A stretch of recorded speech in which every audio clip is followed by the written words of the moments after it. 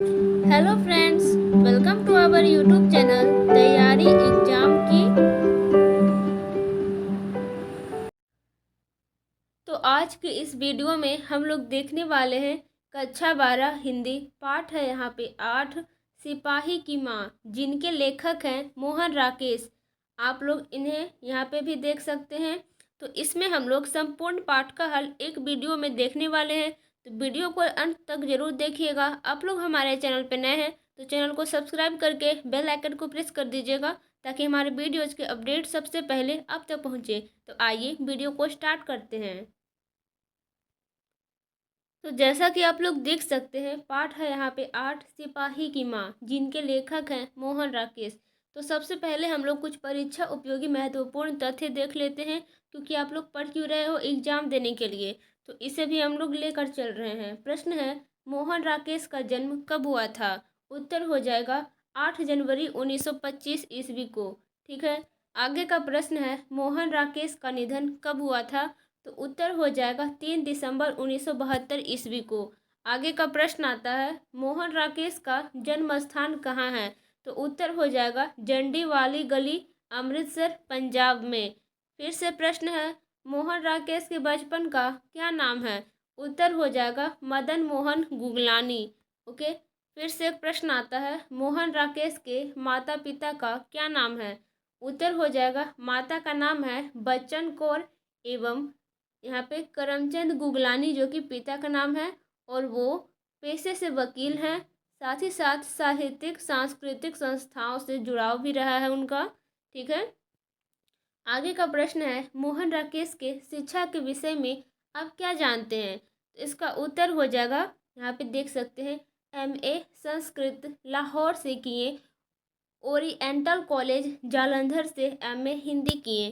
ठीक है। आगे का प्रश्न है यहाँ पे, मोहन राकेश जी के वृत्ति के विषय में आप क्या जानते हैं, लिखें। उत्तर हो जाएगा दिल्ली विश्वविद्यालय में अध्यापन, सारिका के कार्यालय में नौकरी, 1947 के आसपास एल्फिंस्टन कॉलेज मुंबई में हिंदी के अतिरिक्त भाषा प्राध्यापक, कुछ समय तक DAV कॉलेज जालंधर में प्रवक्ता, 1960 में दिल्ली विश्वविद्यालय में प्राध्यापक, 1962 में सारिका के संपादक, अंत में मृत्यु पर्यंत स्वतंत्र लेखन किए।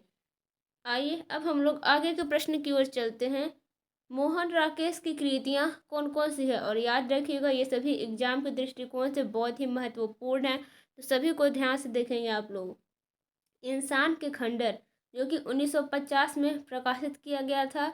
नए बादल 1957 में, जानवर और जानवर 1958 में, एक और जिंदगी 1961 में, फौलाद का आकाश 1972, वारिस 1972। दोनों याद रखेंगे, आकाश, फौलाद का आकाश और वारिस, ये दोनों 1972 में प्रकाशित किया गया था। ये बात आपको याद रखनी है। और ये सभी कहानी संग्रह है। ठीक है। आगे है जो कि उपन्यास है। कौन कौन है? तो अंधेरे बंद कमरे, ठीक है, जो कि 1961 में, न आने वाला कल 1970, अंतराल 1972। ठीक है। आगे है सभी नाटक, आषाढ़ का एक दिन 1958, लहरों के राजहंस 1963, आधे अधूरे 1969, सभी एकांकी, पैर तले की जमीन, अंडे के छिलके और अन्य एकांकी 1973 में। ठीक है। अंडे के छिलके का पूछता है, किनका है? तो मोहन राकेश का है। ठीक है। नोट है यहाँ पे, आखिरी चट्टान तक यात्रा वृतांत है। परिवेश, रंगमंच और शब्द, कुछ और अस्वीकार, नई निगाहों के सवाल, बकलम, खुद लेख निबंध, मृच्छ कटिकम, अभिज्ञान शाकुंतलम, और ये सभी संस्कृत में है जो भी हम पढ़ें, मृच्छ कटिकम, अभिज्ञान शाकुंतलम। और आगे है एक औरत का चेहरा अनुवाद, समय सारथी, जो कि जीवनी संकलन है। मोहन राकेश की डायरी, निधनोपरांत प्रकाशित। जो मोहन, तो ये निधनोपरांत कहने का मतलब हो गया, इनका डायरी प्रकाशित हुआ जब इनकी मृत्यु हो गई थी। ओके। मोहन राकेश नई कहानी आंदोलन के प्रमुख हस्ताक्षर थे। आगे यहाँ पे कुछ बिंदु है। वे 20वीं सदी के उत्तरवर्ती युग के प्रमुख कथाकार एवं नाटककार थे। ये कथाकार भी थे और नाटककार भी थे। आगे का है 19वीं सदी के उत्तरार्ध में पश्चिमी देशों में आधुनिक नाटकों का जन्म और विकास हुआ। आगे है प्रस्तुत एकांकी सिपाही की माँ, उनकी पुस्तक अंडे के छिलके तथा अन्य एकांकी से ली गई है। और ये बात आपको बहुत ही अच्छे से याद रखना है। प्रस्तुत ये क्या है, सिपाही की माँ, तो ये एक एकांकी है। उनकी पुस्तक अंडे के छिलके तथा अन्य एकांकी से ली गई है। ओके, आगे है सिपाही की माँ एकांकी में सभी पात्रों का नाम लिखें। आपको याद रखना है कि इस एकांकी में सभी पात्र हैं, कौन कौन है, तो बिश्नी है, मुन्नी है, कुंती है, दीनू है, एक लड़की है, दो लड़की है, मानक और सिपाही। और ये सभी का चर्चा आप लोग देखेंगे।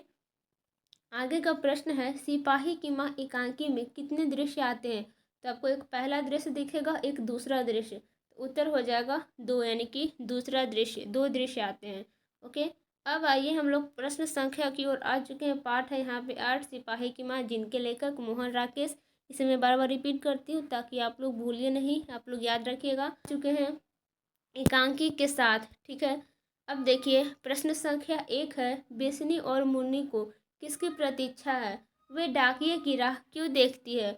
उत्तर हो जाएगा बेसनी को अपने सिपाही पुत्र एवं मुन्नी को अपने सिपाही भाई की प्रतीक्षा है।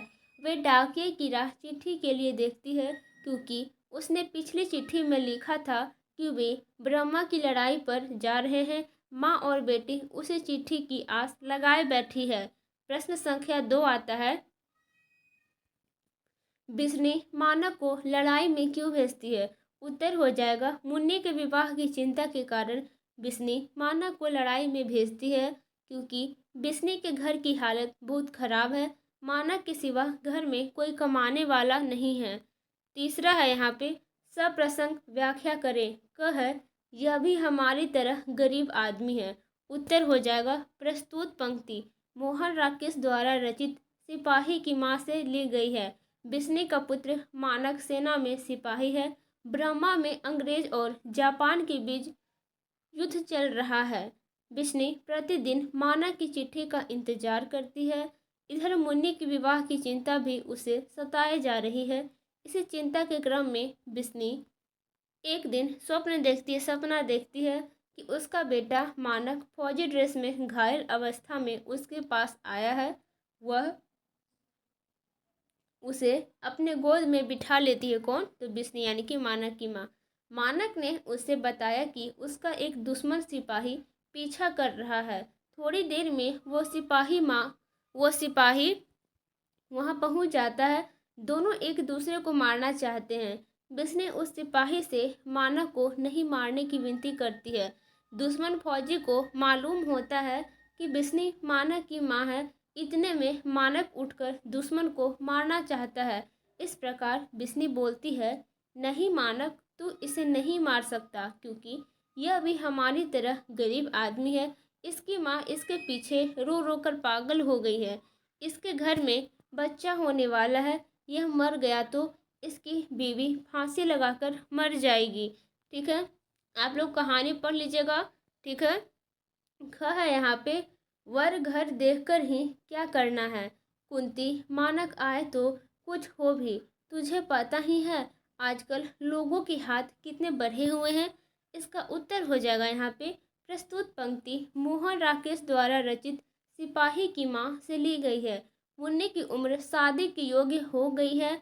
एक दिन बिस्नी की पड़ोसन, ध्यान देंगे कौन थी, तो कुंती, उसके घर जाती है और मुन्नी की शादी की बातचीत करती है और कहती है कि मुन्नी बिटिया अब सयानी हो गई है, ठीक है, अच्छा सा घर वर देखकर शादी कर दो। इस पर बिस्नी कहती है कि वर घर देखकर ही क्या करना, मानक तो घर पर है ही नहीं, वे आए तब तो कुछ होगा। वैसे भी आजकल लोगों के हाथ कितने बढ़े हुए हैं, अर्थात जब तक मानक नहीं आएगा तब तक इसकी शादी कैसे होगी। लड़के वाले तो पैसे की मांग करते हैं। ग है यहाँ पे,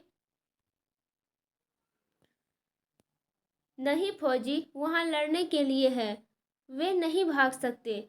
जो फौज छोड़कर भागता है उसे गोली मार दी जाती है। उत्तर हो जाएगा प्रस्तुत पंक्ति मोहन राकेश द्वारा रचित सिपाही की माँ से ली गई है। बिस्नी, मुन्नी और कुंती आपस में बैठकर बातचीत कर रही है। इसी बीच में दो नौजवान लड़कियां भिक्षा मांगने के लिए बिस्नी के सामने आ जाती है। आगे देखिए, बातचीत करते करते पता चलता है कि दोनों लड़कियां ब्रह्मा में होने वाली लड़ाई से जान बचाकर आई है।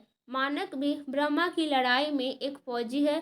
तर्क वितर्क में वो लड़कियां यह बताना चाहती है कि ब्रह्मा से कोई फौजी भागकर नहीं आ सकता और कहती है नहीं, फौजी वहां लड़ने के लिए है, वे नहीं भाग सकते। जो फौज छोड़कर भागता है उसे गोली मार दी जाती है। प्रश्न संख्या 4 आता है, भैया मेरे लिए जो कड़े लाएंगे वे तारों और बंतों के कड़ों से भी अच्छे होंगे ना। मुन्नी के इस कथन को ध्यान में रखते हुए उसका परिचय आप अपने शब्दों में दीजिए। उत्तर हो जाएगा यहाँ पे मुन्नी सिपाही की माँ शीर्षक एकांकी को एक प्रमुख पात्र है। मुन्नी सिपाही की माँ शीर्षक एकांकी, एक सेकेंड, यहाँ पे का होगा, ठीक है, यहाँ पे सिर्फ का होगा, आप लोग को मत करिएगा, गलती से हो गया। एक प्रमुख पात्र है। मुन्नी सिपाही माना की बहन और बिस्नी की पुत्री है। उसकी उम्र इस लायक हो गई है कि शादी की जा सके। वह एक निम्न मध्य वर्गीय परिवार से संबंध रखती है। उसके सारे सपने उसके भाई सिपाही माना के साथ जुड़े हुए हैं। वह गांव की लड़कियों को कड़े पहने देखकर अपनी माँ से कहती, माँ भैया मेरे लिए जो कड़े लाएंगे वे तारों और बंतों के कड़ों से भी अच्छे होंगे ना। मुन्नी अपने भाई से बेइंतहा प्रेम करती है। अपने भाई की लड़ाई में जाने के बाद माना की चिट्ठी का इंतजार बड़ी बेसब्री से करती है। वह स्वभाव से भोली, निश्चल एवं साहसी है, क्योंकि उसके सारे सपने अरमान उसके भाई माना के साथ जुड़े हुए हैं और वही पूरा करने वाला भी है। प्रश्न संख्या 5 आता है, बिस्नी माना की माँ है, पर उसमें किसी भी सिपाही की माँ को ढूंढा जा सकता है, कैसे? और ये एग्जाम के दृष्टिकोण से बहुत ही महत्वपूर्ण है, तो इसको आप लोग ध्यान से देखिएगा, ठीक है। तो इसका उत्तर हो जाएगा, इस एकांकी के शीर्षक से यह स्पष्ट होता है कि बिस्नी केवल माना की माँ नहीं, बल्कि वह हर सिपाही की माँ है। उसे अपने पुत्र माना की चिंता है, लेकिन साथ ही साथ दूसरे के पुत्र का भी उतना ही ख्याल रखती है। स्वप्न में आए मानक और उसके फौजी दुश्मन दोनों से बिस्नी आग्रह करती है कि कोई किसी को ना मारे। माँ की ममता तो अथाह सागर है जिसका कोई अंत ही नहीं। इसलिए ऐसा प्रतीत होता है कि बिस्नी के मातृत्व में किसी भी सिपाही की माँ को ढूंढा जा सकता है। प्रश्न संख्या 6 आता है आप लोगों के समझ, एकांकी और नाटक में क्या अंतर है, संक्षेप में बताएं।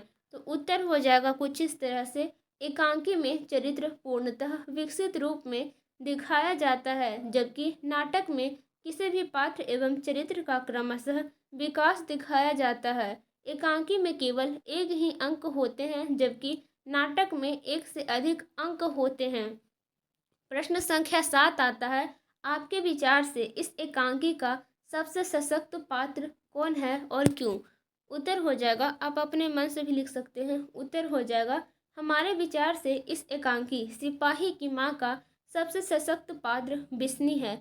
यह बात एकांकी के शीर्षक से भी स्पष्ट होता है। इस एकांकी में बिस्नी ने एक सच्चे देशभक्त की माँ होने का किरदार निभाया है।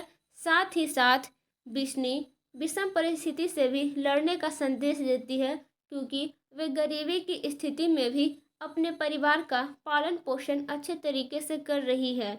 इस कलु समाज से उसका एक ही खेद है कि शादी के लिए दहेज लेना। बिस्नी दहेज की बातों से चिंता जताई है, जो कि इस समाज के लिए जागरूकता का संदेश है। उसमें मानक की तरह हर सिपाही की माँ बनने को ढूंढा जा सकता है। प्रश्न संख्या 8 आता है यहाँ पे, जो कि बहुत ही महत्वपूर्ण है। दोनों लड़कियां कौन हैं? आप लोग एकांकी पढ़े होंगे तो उसमें लिखा हुआ होगा, दो लड़कियों का जिक्र किया गया है, जिसमें प्रथम लड़की है, द्वितीय लड़की है। उत्तर हो जाएगा, दोनों लड़कियां बर्मा के रंगून शहर की रहने वाली है। बर्मा और जापान में युद्ध शुरू हो चुकी है। वहाँ बहुत ही भयानक स्थिति उत्पन्न हो गई है। वे दोनों लड़कियाँ 13 दिन तक जंगली रास्तों से पैदल चलकर अपनी जान बचाने के लिए बिस्नी के गांव आई है। आगे है सिपाही की माँ शीर्षक एकांकी में दो लड़कियों के नाम से दो पात्र हैं। एक को पहली लड़की व दूसरी को दूसरी लड़की के रूप में संबोधित किया गया है। बिस्नी के घर अन्न मांगने पर बिस्नी इन्हें भर कटोरा चावल देती है। प्रश्न संख्या 9 है, कुंती का परिचय आप किस तरह देंगे? उत्तर हो जाएगा, और ये भी एग्जाम के दृष्टिकोण से बहुत ही महत्वपूर्ण है, 5 मार्क्स का है, 5 नंबर का। उत्तर हो जाएगा कुंती सिपाही की माँ शीर्षक एकांकी में एक प्रमुख पात्र है। यह एक अच्छी पड़ोसन के रूप में रंगमंच पर प्रस्तुत हुई है। यद्यपि कुंती की भूमिका थोड़े समय के लिए है, तब भी उसे थोड़े में आंका नहीं जा सकता। वह बिस्नी की पुत्री मुन्नी के विवाह के लिए चिंतित है। वह बिस्नी को सांत्वना भी देती है। बिस्नी के पुत्र मानक के बर्मा की सकुशल लौटने की बात भी करती है। कुंती बर्मा की लड़कियों के प्रति थोड़ा कठोर दिखाई देती है। उनके हाव भाव तथा पहनावे देखकर थोड़ा गुस्सा भी हो जाती है। प्रश्न संख्या 10 है, मानक और सिपाही एक दूसरे को क्यों मारना चाहते हैं? और ये भी एग्जाम के दृष्टिकोण से वीवीआई क्वेश्चन है। उत्तर हो जाएगा इसका, मानक वर्मा की लड़ाई में भारत की ओर से अंग्रेजों के साथ लड़ने गया था। दूसरी ओर के पक्ष जापानी थी। ठीक है, सेना एक दूसरे का दुश्मन है। वे अपने अपने देश का प्रतिनिधित्व करते हैं। मानक और सिपाही अपने को एक दूसरे का दुश्मन समझते हैं, इसलिए वे एक दूसरे को मारना चाहते हैं। प्रश्न संख्या 11 आता है यहाँ पे, मानक स्वयं को वहशी और जानवर से भी बढ़कर क्यों कहता है? मानक, एक सेकेंड, यहाँ पे र नहीं होगा, ठीक है, आप लोग मैनेज कर लीजिएगा, गलती से लिखा गया है। ओके, इसके लिए सॉरी, थोड़ा सा भी गलती होता है तो हमें बहुत बुरा लगता है। ठीक है, मानक स्वयं को वहशी, क्रूर और जानवर से बढ़कर इसलिए कहता है क्योंकि मानव को उसके सामने उसके मुल्क का दुश्मन दिखाई दे रहा है, और वो उस दुश्मन को बेरहमी के साथ बुरी तरह से घायल कर दिया है और उसे मारना चाहता है। बिस्नी के मना करने पर भी मानक अपने आप को नहीं रोक पाता है, क्योंकि उसके अंदर सच्ची देशभक्ति की भावना है।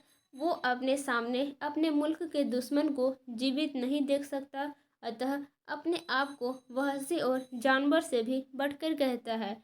प्रश्न संख्या 12 आता है, मुन्नी के विवाह की चिंता न होती तो मानक लड़ाई पर न जाता। यह चिंता भी किसी लड़ाई से कम नहीं है। क्या आप इस कथन से सहमत हैं? अपना पक्ष दें। उत्तर हो जाएगा,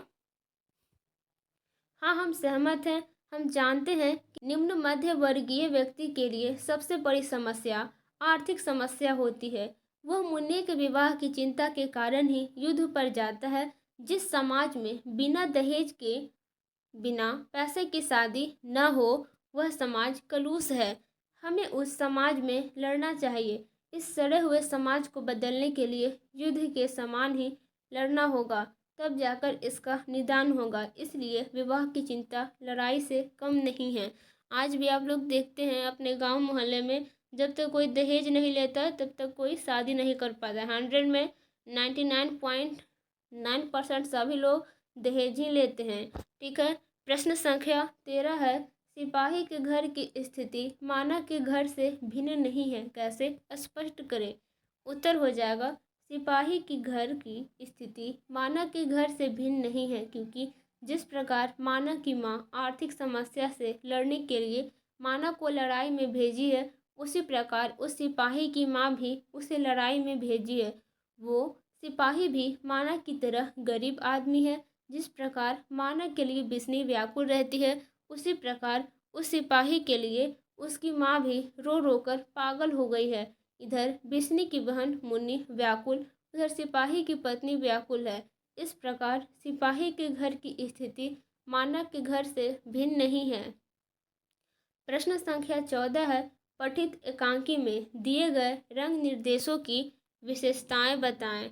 ठीक है, उत्तर हो जाएगा यहाँ पे, पठित एकांकी में दिए गए रंग निर्देशों में निम्नलिखित प्रमुख विशेषताएं हैं। तो देखिए क्या क्या विशेषताएं हैं। यहाँ पे बिंदु लिखा गया है। रंगमंचयिता एकांकी में दिए गए अधिकांश रंग निर्देश रंगमंच पर इसकी प्रस्तुति की दृष्टि में बहुत ही महत्वपूर्ण है। उसके आगे है अभिनव में सहायक। ये रंग निर्देश अभिनय में भी सहायक हैं।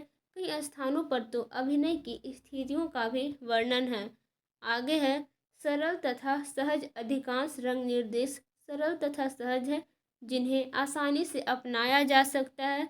उसके आगे है चित्रात्मकता। ये रंग निर्देश चित्रात्मकता से पूर्ण है।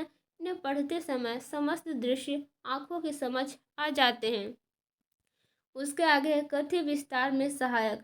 कई स्थानों पर रंग निर्देशों के सहारे कथ्य को आगे बताया गया है।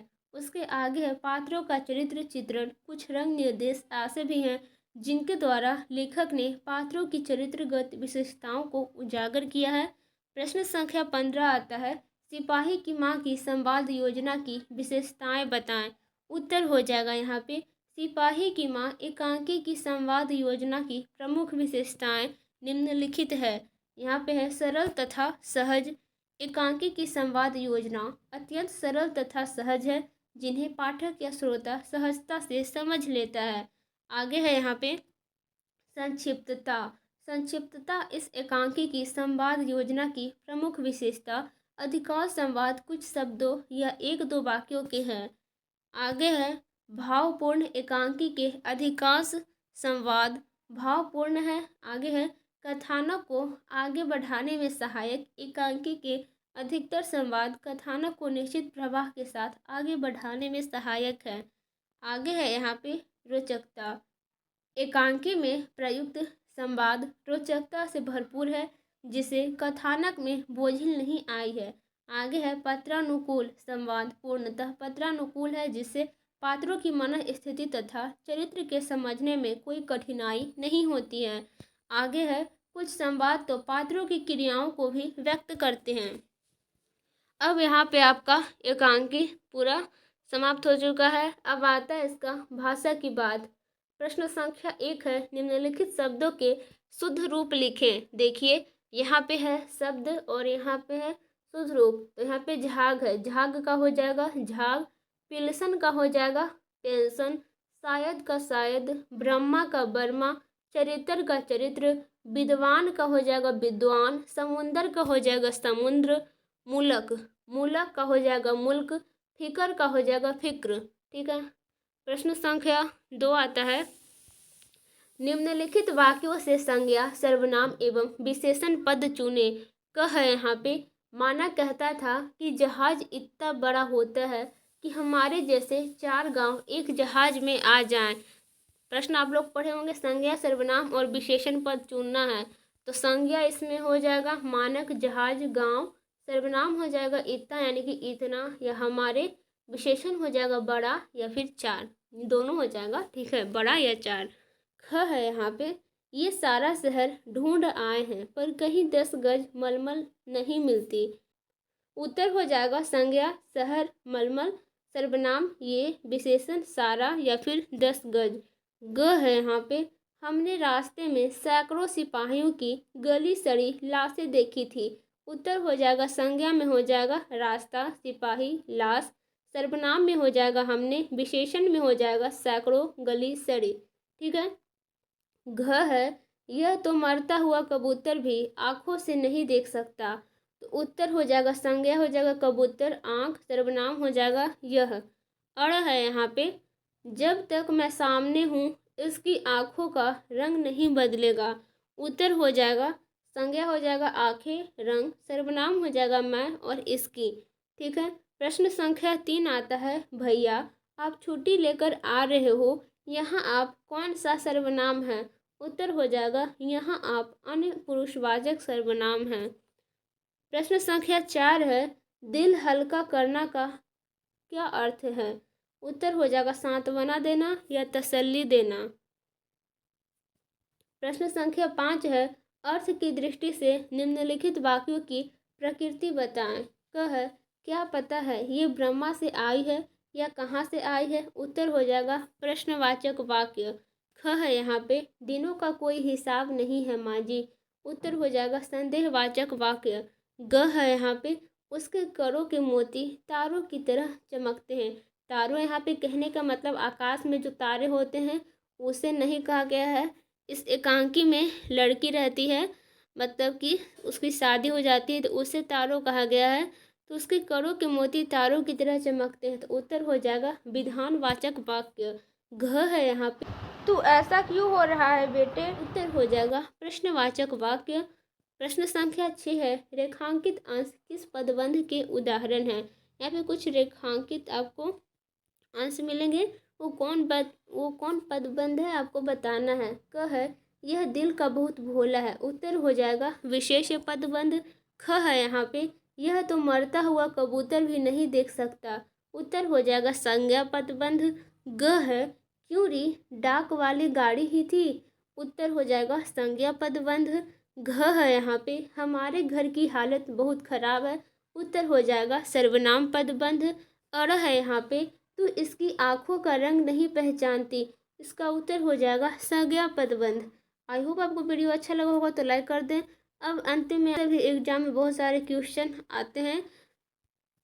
सीलदार का होता है जहाँ हमेशा नमी रहती है। खस्ता हाल का मतलब बुरी स्थिति। नदीदे का मतलब होता है बिना आंख वाला या फिर अंधा। निस्तब्धता का मतलब होता है मौन या फिर सन्नाटा। लोई का मतलब होता है मोटी चादर। सूचे का मतलब होता है शुद्ध। नीरे हाल का मतलब होता है खाली पेट। वहसी का मतलब होता है क्रूर या फिर उन्मत्त। बेवा का मतलब होता है विधवा। मियाद का मतलब होता है समय सीमा। क्रिस्टान का मतलब होता है ईसाई। हरफ का मतलब होता है अक्षर। काली जबान का मतलब होता है बुरी जबान जो लग जाए। तिरिया का मतलब होता है स्त्री। और मुटियार का मतलब होता है जवान। और स्वांग का मतलब होता है भेष। तो ये सभी एग्जाम में ऐसे आते हैं कि स्वांग शब्द का अर्थ बताएं। यहाँ पे 4 ऑप्शन दे देगा, जो सही होगा उस पर आपको टिक मारना। इस तरह से भी एग्जाम में 1 नंबर का ऑब्जेक्टिव में पूछा जाता है। तो इन सभी पे भी आप लोग थोड़ा सा नज़र डाल लीजिएगा। तो लाइक कर दीजिएगा, हमारे चैनल पर है तो चैनल को सब्सक्राइब कर दीजिएगा। मिलते हैं किसी अगले वीडियो में। और हमारा टेलीग्राम चैनल तैयारी एग्जाम की 12th ग्रुप ज्वाइन कर लीजिएगा इसका PDF नोट्स पाने के लिए। Okay, bye bye, take.